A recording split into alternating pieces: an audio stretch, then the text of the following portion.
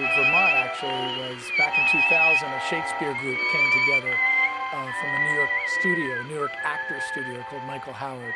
And we wanted to kind of get away from New York a little bit. So we went up to Vermont, to Killington, and we put on all these kind of like, we took Shakespeare, we did workshops, and we did all these kind of actors, workshops. And then we decided, why don't we take all of our knowledge, because we're all professional actors, and actually put on a performance. We called Stand Up Shakespeare.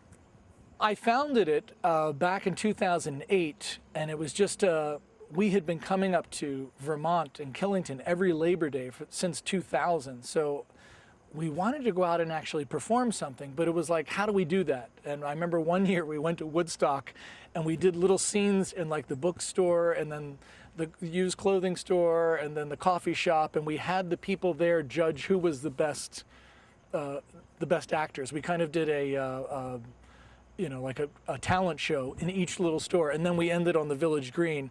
But that just was kind of spread out, and we didn't have a really good way of bringing Woodstock behind us. So we decided, why don't we put it in the theater and do little scenes and really make it action-packed and dramatic and funny, and take the best of our favorite scenes of Shakespeare and put it all together. Bid the archer loose his golden shaft, and like brave Apollo, who ran Olympus, stay we here a while, and let us speak of every man's name, which is thought fit to play this raucous sport before the king. Come, sir, know you names. Ere I name them, I shall have your ears. Hark, sir. Know you these wayward wanderers whose names have shifted as breezily as the wind?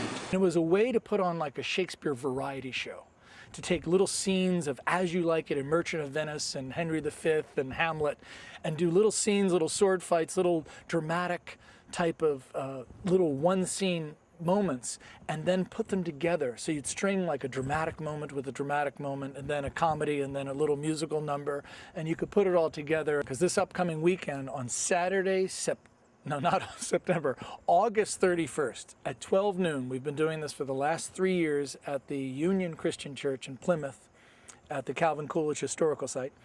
At 12 o'clock, there will be 16 professional actors from New York putting on little scenes and monologues and musical numbers from Shakespeare, all in about a 75-minute period from 12 o'clock noon to 1:15. It's free, open to the public, in the church there, so just park at the site and walk on over and follow the signs and sit down, and you'll see just an unbelievable show of all different scenes of Shakespeare, and it's really special. And we did it first time in Mount Holly at the community center back in 2008. And then we found the Plymouth Coolidge Historical Site. And we decided for the last few years, when we found the church there, the Union Christian Church, we did it there. And the spoken word in that church is just, it's unbelievable, magical. And Coolidge has just been amazing because it has this, you walk onto the space, the birth site, and it's just one of those magical places where it's exactly as it was back in Coolidge's day. And I think it's the 90th anniversary this year of his swearing in, when the president died and he was vice president. He was visiting, and his dad actually swore him in on the Bible right there. And so it really has this feeling of a yesterday. And Calvin was also a really big fan. He knew the Folgers, and they founded the Folgers Library in Washington. And he had his own little collection of Shakespeare that I think he willed to a library, and it's a great collection, and he liked Shakespeare a lot. I know that. Why should people care about Shakespeare? I will dip down into my piece of paper. If you have ever said the following terms, you have used Shakespeare. Good riddance, Shakespeare term. Dead as a doornail, Shakespeare term. Bloody-minded. Yes, that's from Macbeth, and if you come this Saturday, you'll see Macbeth the musical, first time on a Vermont stage. If you've ever said, what an eyesore. Eyesore is a Shakespeare word. If you've ever suspected foul play, Shakespeare. Rhyme or reason. The game is up. The long and short of it. Cold comfort. Fool's paradise. In a pickle. These are all Shakespeare terms, and you'll be able to hear them this Saturday, August 31st at 12 noon in Plymouth at the Coolidge Union Christian Church, seeing stand-up Shakespeare, 16 professional New York actors giving it their best. They're really amazing. Great.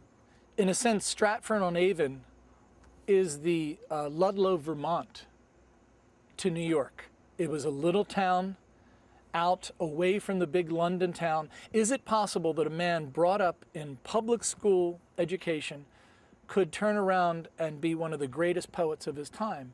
And I say, where are our greatest athletes of our time? Where are our greatest thinkers? Where are our greatest inventors? Where was Thomas Edison from? Was he of cognoscenti? Was he of the royalty of America? No, he was a common man that grew up in a small town, had a public school education, and just had an incredible mind. So I say that Shakespeare was the man, that he wasn't, someone else that was playing, or using the name Shakespeare. And I'll say this theory, which I heard from someone that I think is the best explanation of why Shakespeare was a real person. The theater community is a very tight little community. If there's a secret, everyone knows about it, And for all those people to keep a secret for over 400 years about Shakespeare not being Shakespeare, that's a heck of a secret. Now, I know what you're going to say. The grassy knoll, Kennedy. No, totally different. In the theater community, if someone's playing and there's a fake name and someone's using, somebody knows about it, they write it down, somebody reads about it, we would know the truth. This guy was an amazing poet. He grew up in a small town, public school education, and of those times, they needed someone to write plays fast and put them on because that's how it was done. You had 3 days to learn all your lines. So they were written, copied, you got only your parts on a piece of paper because paper was expensive. You memorized your parts, you got the last 3 words of the person speaking before you, and you just went. It was all thrown together. It was amazing. Labor Day weekend? We have done this every Labor Day weekend because this Shakespeare group only comes up to Vermont every Labor Day weekend because that's the only time we get this kind of timeshare house. So we perform on Saturday of Labor Day weekend every year, and our new home is the Union Christian Church at Plymouth at the Calvin Coolidge birth site. So that's how it works. We're up all week doing workshops and doing performances, but this is the only time we kind of go out into the community and say, hey, come and check it out. The actors that are coming up are actors that have performed all around the world professionally for over the last 25 years. So you're going to see young actors that are just out of school 5 years, but you're also going to see actors that have been members of Actors Equity, the Great Stage Union, Screen Actors Guild like myself, for over the last 25 years. You're going to see a mixture of classically trained actors that have been speaking Shakespeare on the tongue and professionally in front of audiences for a long time. So it's really special. And if you can imagine to just drive them up here to house them, to feed them, and then to put on a free show for an hour in Plymouth at the Union Christian Church for an hour this Saturday, August 31st at noon, is a pretty big deal. So we do this because we love it. And if you come, you're going to see music, you're going to see drama, you're going to see action. There might be sword play, I don't know. But it'll all come together in this little church, and it'll be over in 75 minutes. So if you like Shakespeare and you like good acting, come and see these New York actors this Saturday, August 31st at 12 noon in Plymouth at the Calvin Coolidge birth site at the Union Christian Church. And if you have any questions, just call up Plymouth to the Calvin Coolidge Historical Site. Ask for Diane Campbell. She's been the wonderful person that's been helping us and taking care of us. It's a very busy time on Labor Day, yeah, but if you have an hour and if you've been to Plymouth, the Calvin Coolidge site, it's a great place to go to. It's really centralized near Woodstock, near Killington, near Ludlow. It's easy to get to. The admission is free, it's free to the public, and the site is so amazing. Usually there's a blues festival going on that Saturday, so there's other things you can do. And of course, if you haven't taken the tour for a while, it's a great tour.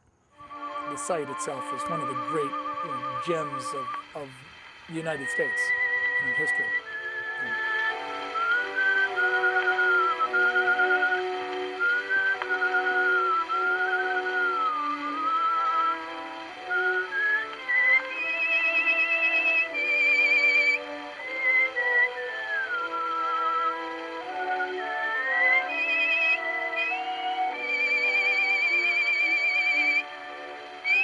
Does your organization or community group have a message to get out? We are community television for the Black River Valley and Okemo region, and we're here to help you connect.